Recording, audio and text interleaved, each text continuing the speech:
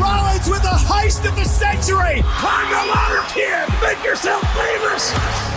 The irresistible force meeting the immovable object. Witness, he is broken in half.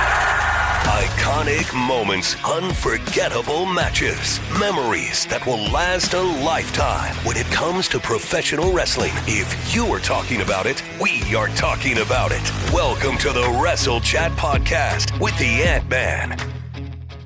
Yes, indeed. Welcome back to the Wrestle Chat Podcast. My name is the Ant-Man. We're back for week 2. We made it all the way to week 2 already. I'm not alone today. I want to introduce you to my guest host this week. He's the host of the Battleground Podcast. He does mornings on 105.9 The Rock in Nashville and a bunch of other radio stations inside iHeart. You can find him on Instagram at Battle on Air. My buddy for many, many years now. Good to catch up with you before we hit record today. It is Battle. Welcome, bud. How are you? Man, dude, it is an honor to be on the show, Ant-Man. And like you said, I mean, we go way back. I remember hanging out in the studio when you had like a little closet as an office. Yeah. Yep. And you were producing everything in that little closet and everything and then some. Man, it's an honor to be here. Thanks for having me on today. It's a step up for the Wrestle Chat Podcast studio. Right. I mean, I look around and because I mean, I think that room that you're in was like purple at one point in time. I think so, yeah. The one there. Now you got all kinds of cool stuff on the back wall. It looks like you have more space. Now, if you're watching, nobody's got a studio like yours, though. You've got a ton of memorabilia, wrestling belts. You're a big belt collector, right? Yeah, I am a big belt collector. I've got wrestling belts. I've got Funko Pops that are signed by wrestlers. I've got luchador masks. That was kind of like the one thing when we went to Cancun in Mexico last year. I told my wife, I was like, I've got to find, I don't care where it's at, I got to either find a legit luchador wrestling match that we could watch or a legit luchador wrestling mask. And, well, I couldn't find a wrestling ring or anything like that, so I just grabbed a bunch of masks while we were there. Tons of masks. They're everywhere. Once you cross the border, they're everywhere. I mentioned that you have the Battleground podcast. How long have you been doing that podcast? We started that back in 2018, right around the time when people were like, hey, maybe everybody should do podcasting. Yeah. And I was like, well, we'll talk about podcasting. And when I started it, it really wasn't going to be a wrestling podcast. It was, hey, here's me just talking to random people that would come into the radio station. So it'd be like random interviews. So if you go back to like the original podcast itself, like the original episodes, it started off with Adam Hangman Page at the time was in Ring of Honor, and he was the 6-man tag champs with the Young Bucks. And then it would go from like the next week was Bob Saget, and then the next week was Rob Schneider, and then a random wrestler the following week, and then John Lovitz another week, and then I think like right before we switched to completely wrestling, it was Bert Kreischer, and this was right as soon as he was like starting to become like megastar Bert Kreischer. And I remember this, and people can go back and listen to this, but I was talking to him, and I was like, Bert Kreischer is in the studio with us right now, and I completely butchered his last name. And I was like, bro. Did he get onto you? Oh, I never lived that one down. And even to this day, when he comes in, he's like, hey, there's that guy that can't say my name on the radio. But yeah, so it's been fun. And, we just talk wrestling and we just do interviews. So who's been your favorite guest so far? I got to say so far, and this is a guy that we recently just had on, but he's constantly on. And it's Tony Khan, the CEO of AEW. Like, he's always informative. Like, he's always on everything. And, if we ever get the chance to, I mean, I could just shoot him a text and be like, hey, do you just want to come on and talk wrestling? And that's, he wants to talk wrestling because at the end of the day, yes, he owns the company, but he's still a wrestling fan. Yeah, of course. Of course. Is there one guest that you haven't had on yet, but you have circled on your list of ones you want to get? Sting. Every time AEW comes to us and says, hey, do you want to do an interview? Sting. Yeah. We don't. Do you want so? No, Sting. I want Sting. That would be that's amazing. our bucket list guest. Let me know if that happens. That has to happen for your show. I'm hoping so, and then we'll have to do like a collaboration with, Wrestle Chat, Battleground, and Sting. Anytime, dude. You have to at least let me watch. I'll sit in the back. I don't even have to say anything. I just want to watch that one. We'll just have a collaboration. We'll all jump on, and we'll just me, you, and Eli can just go to town and have fun with Sting, and I'm sure that will turn into like a 3-hour episode. Oh, I'd be fine with that too. He'd probably be done after about 3 minutes, but probably. Yeah, Probably. We've got a lot to get these to. marks over here. Exactly. We've got a lot to get to today. A lot has happened this past week in wrestling. First, I want to take a second to say thank you to Athletic Greens for being a sponsor of the Wrestle Chat podcast, getting healthy, nutritious greens. And my diet has always been a challenge. And I've tried shakes, I've tried juices. I really believe that I've done it all. Probably like you, I have a super on-the-go lifestyle that has led to grabbing whatever was convenient at the time. And you know how that always turns out. Mm-hmm. I started taking vitamins last year and they worked really well, but I literally took handfuls of vitamins every day. I think it was like 8 or 9.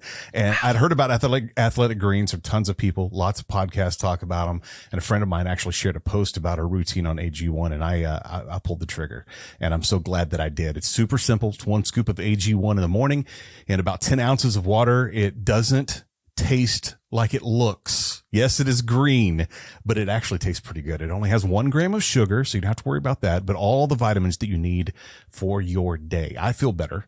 My gut feels better, and it's a great way to get your morning started. They want to hook you up with the same deal that they gave me, 30-day supply of AG1, a shaker, vitamin D drops that go right into your drink, a canister to store it all in, and 5 free travel packs. I've already used those 3 times, and I've got to order more travel packs because I took my AG1 with me. Head over to WrestleChatPodcast.com. You see the address if you're watching right now, WrestleChatPodcast.com/AG1. No commitment, cancel anytime.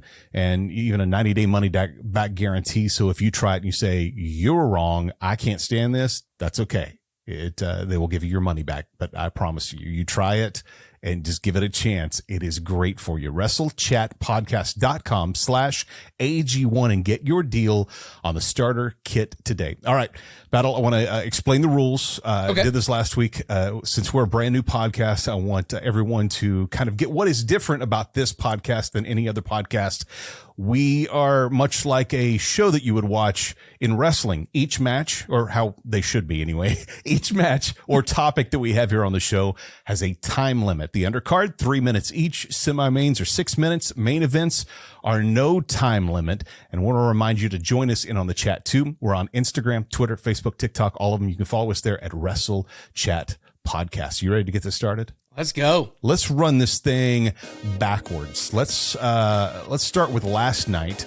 It was SmackDown. Triple H came out about halfway through the show and announced the draft is coming back. Coming up here in just a few weeks, every superstar is eligible, and he promises that it will change the game. Your first thought when he said draft, what was the first sound that came out of your mouth while you were watching? Here we go with this again. I know, exactly. When I saw them make the announcement, I was like, well, Triple H is retiring now that Vince is back with the creative. That was the first thing that went to my mind when I saw that. I was like, he's gone, he's done. Afraid of that, man. But this was the second worst thing that could happen is the draft is back. Exactly. Like, let's be honest. We know who's going where. We know that Monday Night Raw is going to get the superstars. Yeah. And SmackDown's going to get screwed like always. But maybe the draft somehow is able to split up the titles. Who knows? I mean, I know Roman's not dropping them anytime soon. There has been, if it was going to happen, it would have happened at Mania, I think. Mm-hmm. But there has been rumors, and there's been rumors for a long time that there is a new title that has been approved, a new design, and which would maybe lend itself to it, having one on one show and one on another. I don't know. My gut says I'm not looking forward to this. If Triple H truly is, and we'll get into what Vince had to say about the merger with UFC, all that stuff here a little bit later on. That's our main event. But if Triple H truly is in charge of some of this stuff and really has his hand, as he's had about the last 6 months in the creative of the draft, that's the little spark inside of me that is looking forward to it. Mm-hmm. What about you? I think I kind of get excited about it just a little bit. When he talked about the draft, I was like, okay, cool. Everybody's going to be eligible. Are we going to go back to the old school where we're going to have general managers here? Yeah. Is this going to be the time that we start to see you start to see your tag teams get split up? Yeah. Like, the first thing that popped in my head was Street Profits are done if this draft happens. Oh. This could be the end of the Street Profits. It could be. And that's what the draft is. The draft is this way to break up tag teams, to create new superstars. And I'm just curious of like, is there going to be somebody, a general manager for each brand? Who's going to be running each ship, you know? Like, that's where I'm at. And there has been some fun in that part of it. It has. And you also think about, like, okay, the titles. Like right now, Sami Zayn and Kevin Owens, they've got Raw and SmackDown. Yeah. Roman's got Raw and SmackDown. We're getting close on time here. After H introduced Rhea Ripley, Cole even hinted at groups like maybe Judgment Day could be dismantled. And we've got to touch on the heat on Dominic. Is there anybody else in wrestling that has the kind of heat that Dominic has right now? No, absolutely not. Yeah. Main event was interesting. I know we heard the bell, but the main event, Sami Zayn and Jey Uso, that ended with I wouldn't say controversy. It ended with obviously Solo Sikoa sticking his thumb in everybody else's business like he has been for a while. But we also saw the return of Riddle, and we'll get to that on next week's Wrestle Chat podcast. Let's move on. We're going to move over to AEW. AEW making their first appearance here on the Wrestle Chat podcast. You are a huge AEW fan. Huge announcements have been promised in the past, and some of them have a little less than be desired. This one did not disappoint. You want to give the news? Yeah, so WWE, or not WWE, AEW made the big the first announcement. time they're on, and I you know, botched their when name. I call them, I botched it. I'm going to be on Botchamania later. Yes. So Tony Khan made the big announcement with Nigel McGuinness that AEW is going to London. They're going to do a show in Wembley Stadium. That's 90,000 seats to fill. That's massive. It's a huge opportunity for AEW. Absolutely. I mean, this could help extend their tentacles into the UK world. It's their first time going overseas and leaving the American soil to do any shows. My thought at first is this place is just too big, and that's too big too fast. You create an event at home that draws 60,000 plus, well, then maybe you can extend overseas. I'll tell you this, that WWE drew, I believe I heard today, 62,000 plus at Clash at the Castle. But this being the first time that AEW is going overseas, could that be their advantage in this? I think it can be because, I mean, you look at that market, it's not really tapped for the big name people. Like WWE doesn't go over to the UK very often. Yeah. It's like maybe once in a quarter, and they're now starting to slowly like, hey, let's go to Puerto Rico. Hey, let's go to Japan. Hey, let's go here. Let's go here. But like people in Canada and UK outside of America, they don't get these big wrestling shows. And I think that they're going to pull out all the stops in the UK. And one thing that you really got to pay attention to is a certain contract that's going to be expiring soon around that time when AEW goes to the UK. And, you know, he could be no longer Drew McIntyre anymore if he jumps to AEW. Around that time, his contract is up. And he's not been on TV recently. He's sick. Vince is back. Interesting. Just saying. Just throwing that out there. A little tidbit. Well, Drew did. I mean, he wrestled at WrestleMania. He did. Huge match. But this week, according to the dirt sheets, he was sick and he didn't appear on tonight's show. He's got the on snot last night's beat out show. of him. Yeah. He just got the snot beat out of him at WrestleMania, though. True. That's the only thing I think about. I mean, that could be another little game changer for AEW if they're able to get Drew. But I think going back to it, AEW is doing the smart thing. At least they're trying to bet on saying, hey, if we're going to swing for the fences, we might as well swing for the fences. Is there any place you can go bigger than and more historical than Wembley Stadium overseas? Jerry Jones Stadium. Well, that's not overseas. That's down the street from me. Well, true. I mean, that's the only other place, that I could think of off the top of my head around the world. But Wembley is it. Maybe that's the O2 massive. Arena? Yeah. Well, we're going to stay on AEW news here because this was big this week, and you talk about people jumping ship. Switchblade Jay White is now All Elite. There was a lot of buzz on him possibly popping up in WWE all around Mania, both front and backside of really right about Mania. People said he's not going to WWE. He's doing something else. His contract ended with New Japan. What do you think led to his decision to say yes to Tony Khan? One word, Vince. Really? I think, talking to some people and reading some stuff about, with Jay White, like I think he could have been very good in, WWE. I thought maybe he would have shown up at WrestleMania to help Cody just because of that history there. Okay. And then nothing happened. And then all of a sudden he shows up Wednesday night right out the gate.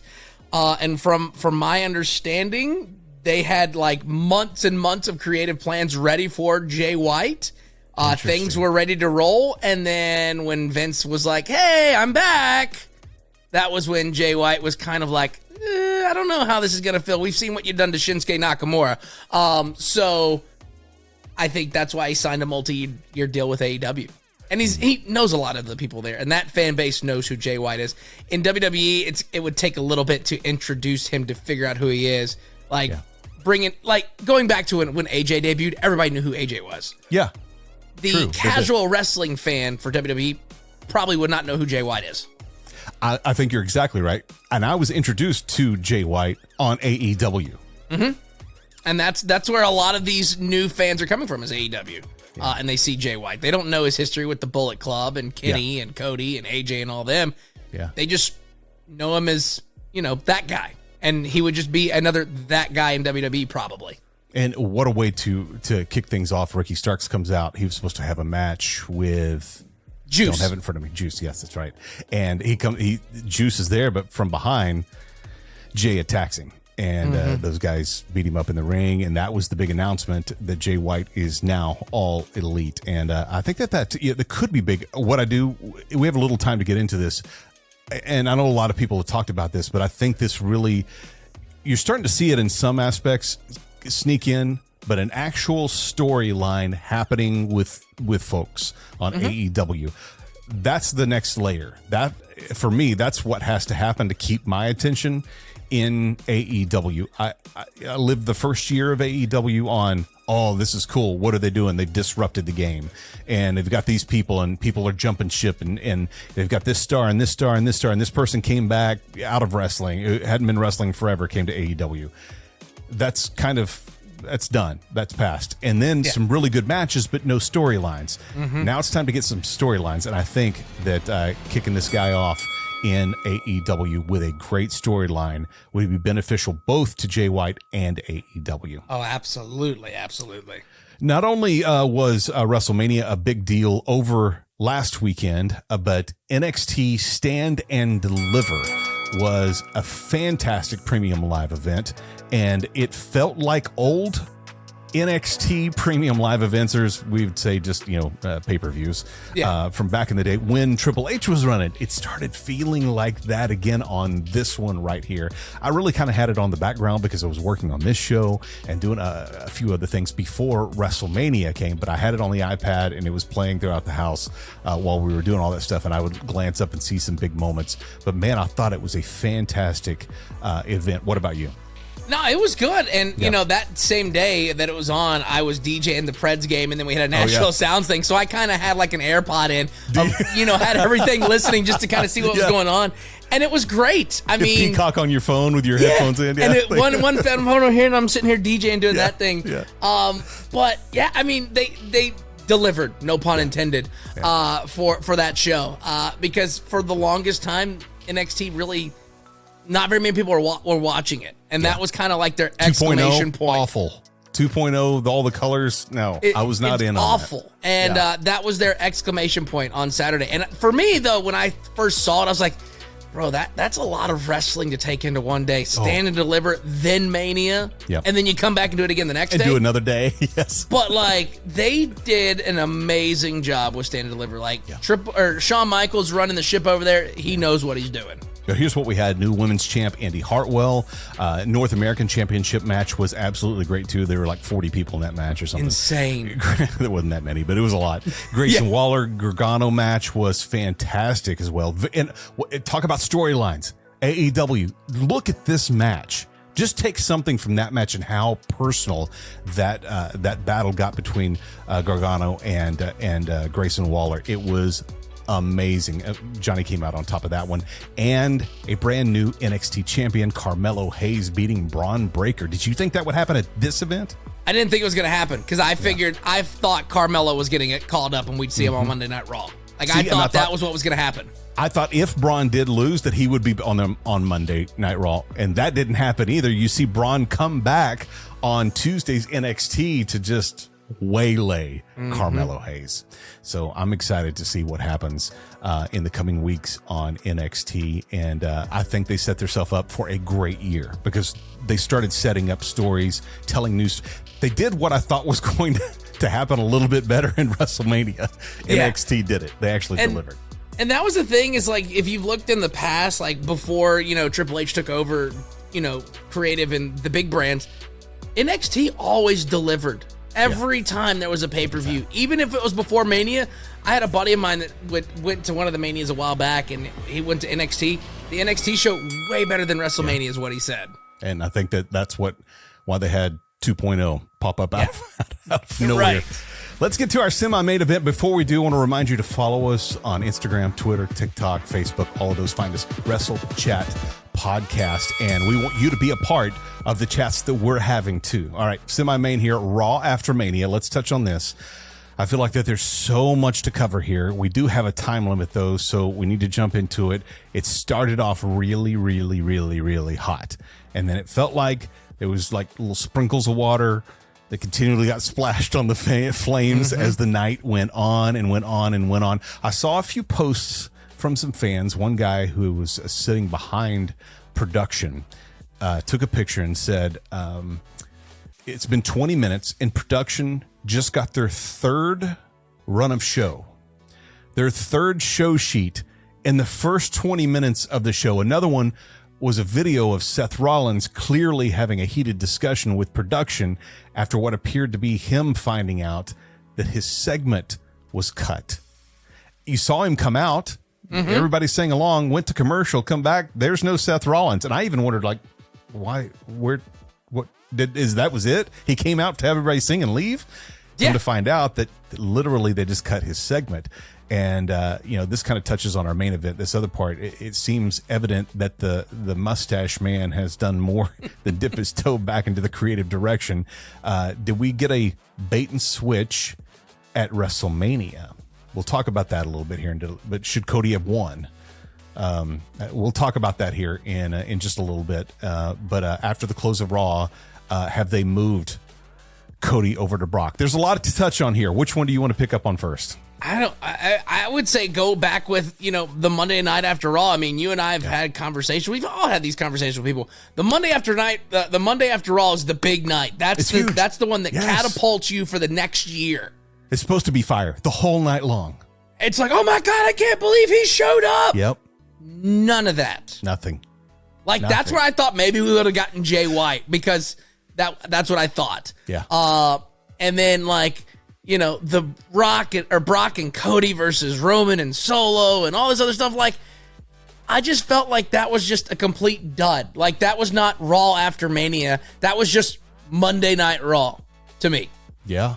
Yeah, but honestly, I feel like it was a subpar Monday Night Raw, because Monday Night Raws leading up to WrestleMania for a good 6 months have been fire. They have been so good. The Bloodline storyline has just been so rich and had so many tentacles reaching out into everything, whether it be Cody after winning the Royal Rumble, or it be Sami Zayn, or Sami and Kevin Owens. Everything was so rich then.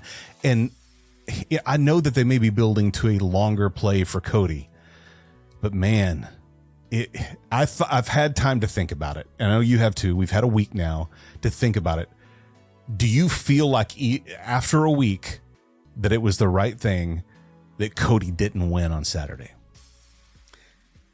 I think it was the right move for him to not win on Saturday. Do you? Why?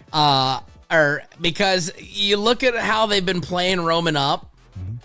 From a business standpoint, they want to get him to that 1,000 day mark because they want to sell all kinds of merchandise. They also want to kind of put some other people in the past so they can then rely on, Roman, because I was reading something earlier about how CM Punk holds like the longest record for holding one of those titles. Okay. So they want to push that away. I think Roman, you keep him going. You keep going for this. Okay. You have Roman get past the 1,000 day mark, solidify him up there in the top. I mean, he's never going to beat Bruno's record, let's be honest. Right. And then have Cody win it at SummerSlam. Or the other thing that I said was you have Cody win it at one of Dusty's original pay-per-views that Dusty created in his mind. So that heard a lot about that more. too. Yeah. Or at Madison Square Garden. There's that. Yeah. And then the other thing I thought about was, well, maybe Cody wins it at Backlash because they're leaning really heavy on Cody's mother being Puerto Rican now. So I was like, well, maybe that's then. But I think it was a good call having Cody because as wrestling fans, we all knew it. Cody wins the Royal Rumble. He's back. He's getting the rocket strapped, and he's going to win the title. Yeah. Everybody knew that. Yeah.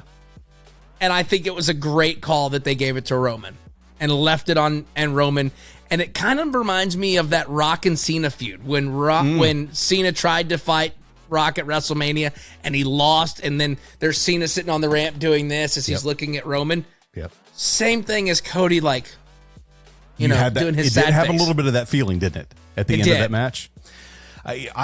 I'm still undecided if I'm being honest because in the moment, I think like a lot of people, I was shocked that it didn't happen. I thought when Solo got kicked out and the brothers came out, when the Usos came out, they got taken care of by Sammy and Kevin, that it was like, okay, all the interference is over with. Mm-hmm. Now whatever happens is how it's supposed to end. And then somebody who got kicked out comes back in. It's just like, I was like in shock. I thought about it for a couple of days and I thought, okay, well, there's this whole Endeavor announcement. It probably makes sense business-wise to keep it on Roman, so they're going to do something big to get Cody afterwards, maybe maybe at SummerSlam, maybe so. Yeah. It felt very, very odd that they turned his attention to someone else. They made his attention go to somewhere else because it was forced by Brock when he was supposedly teaming with him that now he's his adversary. And what looks like is probably going to happen at Backlash will be Cody and Brock. Right. And it's going to be interesting to see how things play out over the next couple of months. We'll see in the next couple of weeks. All right. We are at our main event of the week. Yes, it is the big news that has happened, and everybody's talked about it all week. Endeavor, the new parent company, combining WWE with the UFC. New company called TKO. At least that's what they're going to be trading on the stock exchange right now. 21 plus billion combined. WWE coming in just a little over $9 billion. Did you ever think that you would see a day that a McMahon wasn't in charge of WWE? Yes. I never thought he was going to give it to Stephanie, Triple H, or Shane. I knew he was never going to give it to them. Okay. But if I'm just being honest, I knew eventually one day that McMahon would sell it to somebody. Yeah. I didn't think it was going to be the McMahon still owning it. Part of me kind of hopes that with this new Endeavor launch and all this other stuff, maybe they bring Stephanie back in as like a CEO position kind of thing. I mean, it's going to be interesting to see. I mean, the cross promotions of everything. I mean, you kind of started seeing that on WrestleMania with the press conferences after the show. Before there was all those rumors going around of them getting sold, and all of a sudden after WrestleMania, here goes old Conor McGregor going away on Twitter calling out Roman and Paul Heyman. He has wanted to be a WWE superstar for years. He'd be fantastic at it. You just have to have the bleep button ready. You definitely have to have that. I think the biggest question for me, the one I have, is how will this change the current premium live event setup? I mean, right now we're paying, $9, $10 a month for Peacock Plus. Mm-hmm. It includes all the network shows. It includes all the premium live events. You jump over to UFC, that's much, much different. You pay for ESPN Plus, and it's much more expensive than Peacock. Plus, you pay a pay-per-view charge above and beyond that to watch a UFC fight. If that happens here with WWE and they go to, a similar model that UFC is used, I feel like that's going backwards. I mean, what's that mean for your pocketbook? That's what I was sitting here talking to a friend the other day. I was like, I'll be damned if I, pay for a pay-per-view. I've done it like a couple of times for AEW, but for the most part, I'm like old school where I'll bootleg it and watch it on social media or whatever. Bingo! I think you're going to have a lot more people. One person will get their buddies, they'll buy it, and they'll stream it, and other people will watch it with them. Mm-hmm. It'll all be done underhandedly, and that's not good for anyone. That's definitely not good for the business. No, and that's the other thing. It's like, okay, if they go to charging this, because I know certain UFC fights, if they're not the big ones, they're free. You can watch them on ESPN or whatever. Yeah, they do provide those. That's right. Fight nights. So then I'm thinking, okay, well, what's the business model of this? Yeah. SummerSlam, Rumble, Survivor Series, Mania, those are your 4 big main events. They'll charge for those, I would assume, if this new plan works. They charge for those, and then all these other lackluster pay-per-views, they'll be free on whatever app that they decide to make you buy. Well, I kind of wonder if they don't just come up with their own. What if there's That's another thing. I mean, there are a couple different fight apps. There's FITE and there's FIGHT, and there's could be a different fight app that is just WWE, UFC, and maybe some other combat stuff in it. But you pay for that, and you have the opportunity to get UFC pay-per-views or premium live events as well as WWE. I do think it's going backwards if WWE takes up a UFC model, though. I think you've already ingrained it in your fans' mind. Listen, they're going to get my $10 every month and they've gotten whatever they charged for the network since it began, and Peacock every month since it started. Would you rather have that, or would you rather have $50, $60, $70 from me twice a year? I think I'd have the $10. Exactly, from a lot more people, and you know that it's all above board and all legit. Like, I know last year they did a stat for UFC, they brought in over $1 billion in pay-per-view buys and whatnot. Right. Cool. But UFC has a little bit of a more diehard fan base that has that expendable money. You look at WWE, it's families. It hurt me the first time I bought an AEW pay-per-view and I paid $60 for it. I was like, because you hadn't been paying for pay-per-view. And I was like, no, I don't want to do this. So, like you said, I would go to a buddy's house. We'd watch the AEW shows. Or now, movie theaters are starting to show the pay-per-views. Yep. So you pay $15 and you go watch it at the movie theater with your boys. Yep. If it happens with WWE, I'm going back to Hooters. Yeah.